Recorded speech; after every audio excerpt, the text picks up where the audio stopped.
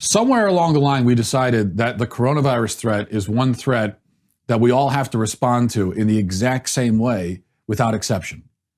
But that is not how this country generally functions, and it shouldn't start now. And if you're telling me that masks make no difference at all unless everybody has them, then it sounds like masks are pretty ineffective anyway.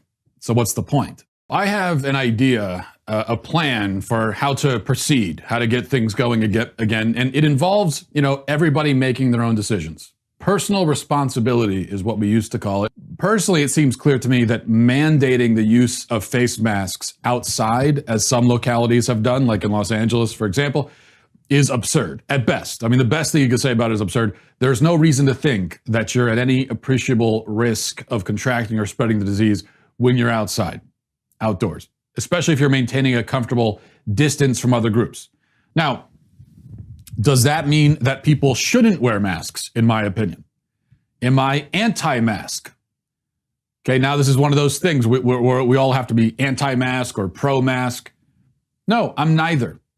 I have really no opinion on what other people decide to do with their faces. You can do whatever you want with your face. Cover the whole thing in a mask. You can walk around with a pillowcase over your head if you want to. It doesn't matter to me. I acknowledge a business owner's right to require masks in his establishment, and I'll comply with those requirements out of respect to the private property rights of a business owner. Outside of that, I'm probably not going to wear one.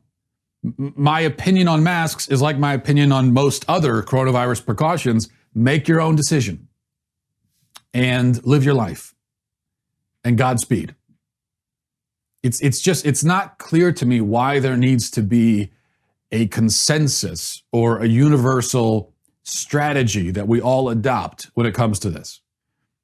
Now, yes, you could argue that masks are more effective if everybody else wears them too, but if they're effective at all, if they have any effect, they should still offer you a significant amount of protection regardless of who else has them on. Like if you're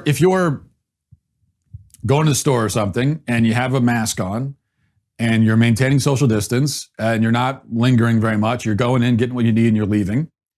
Even if nobody else in the store has a mask on, yeah, it's not perfect protection, but it should offer you some protection. It should make a difference. And if you're telling me that masks make no difference at all unless everybody has them, then it sounds like masks are pretty ineffective anyway. So what's the point? Somewhere along the line, we decided that the coronavirus threat is one threat that we all have to respond to in the exact same way without exception. But that is not how this country generally functions, and it shouldn't start now. So why can't this be the way forward? Those who wish to wear masks, wear them. Those who don't wish to wear masks, don't wear them. Businesses that wish to require masks, require them. Businesses that don't wish to require them, don't. Businesses that wish to remain closed, remain closed. Businesses that wish to open up can open up. People who wish to stay locked in their homes indefinitely, stay locked in their home indefinitely. People who wish to go outside of their homes will go outside of their homes. See, these are all matters of risk assessment.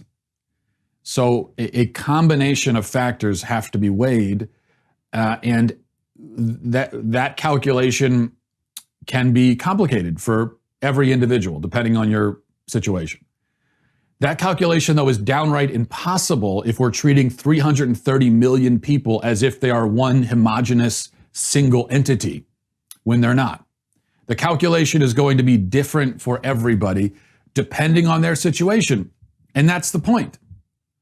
I think there are some people, personally, it seems to me there are some people who, for them, it makes a lot of sense to stay inside as much as possible, wear a mask when you go out. There are some people like that. People who are elderly, people who have pre-existing conditions. But that's not everybody. Why do we have to pretend that everybody is the same? You are free to be a reclusive hypochondriac if that's the sort of existence that you prefer. The point is that there's no reason to require the same existence of everyone. Even if all the rest of us are running around, coughing in each other's faces, kissing strangers on the mouth, whatever it is, you will be safe, shut in your home, sheltered from the germ orgy that's happening out there. So you don't need to worry about it. So why not make this our reopening strategy? Your fear is not entitled to dictate my life.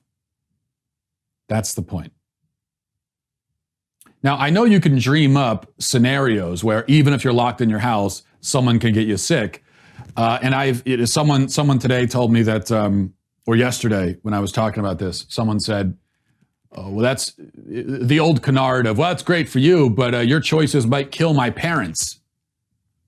And I said, how are my choices going to kill your parents? If I'm out doing my thing and they're shut in their house because they want to shelter in place, and it seems like how could I have any effect on them?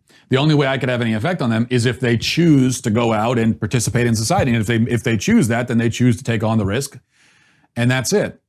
And then I was told, well, you could get a mail carrier sick, and then he could deliver mail to my parents, and the virus could get on the mail, and my parents could touch the mail and then get sick. Okay. That's how extreme, that's how tortured people are getting in trying to explain how or why everybody has to stay locked in their home. The other argument I've heard a lot in the last couple of days is that if we're going to take this approach of everyone, assess their own risk level and live accordingly, then by that logic, well, it almost seems like you're saying we shouldn't have seatbelt laws or we shouldn't have smoking bans.